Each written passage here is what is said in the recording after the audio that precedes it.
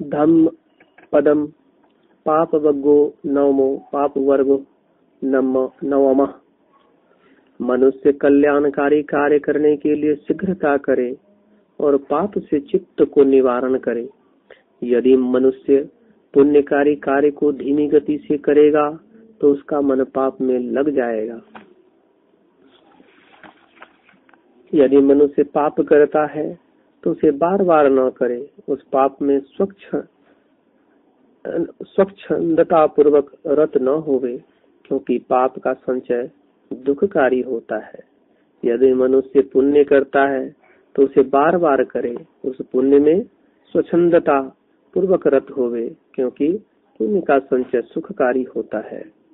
पाप करने वाला मनुष्य तब तक भलाई देखता है जब तक कि पाप का परिणाम नहीं होता। जब पाप का परिणाम होता है तो वह पापों को देखता है। भला करने वाला मनुष्य तब तक पाप को देखता है जब तक कि भलाई का परिणाम नहीं होता। जब भलाई का परिणाम होता है तब वह भलाई को देखता है।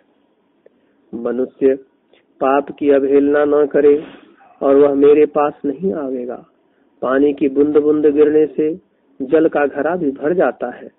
इसी प्रकार मूर्ख मनुष्य थोड़ा थोड़ा भी संचय करते हुए पाप का घड़ा भर लेता है। मनुष्य पुण्य की अवहेलना न करे और वह मेरे पास नहीं आवेगा।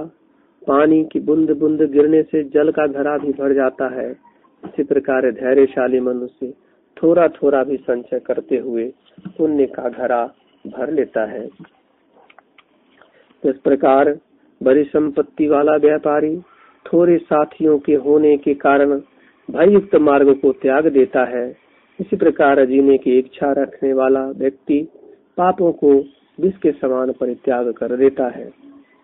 यदि मनुष्य के हाथ में घाव न हो तो हाथ से विष को उठा सकता है। विष घाव रहित अंग पर प्रभाव नहीं डालता। इसी प्रकार न करने वाले को पाप नहीं लगता।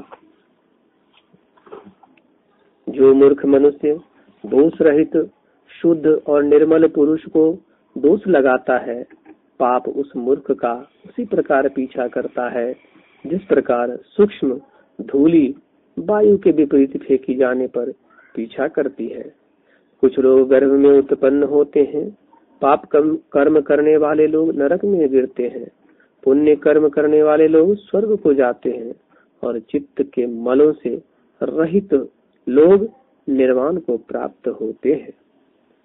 न आकाश में, न समुद्र के मध्य में, न पर्वतों की गुफा में, जगत में कोई ऐसा प्रदेश विद्यमान नहीं है जहाँ प्रवेश करके स्थित हुआ मनुष्य पाप कर्म से मुक्त हो सके। आकाश में, समुद्र के मध्य में अथवा पर्वतों की गुफा में कोई ऐसा प्रदेश विद्यमान नहीं जहाँ प्रवेश करके स्थित हुए मनुष्य को मृत्यु मार न सके।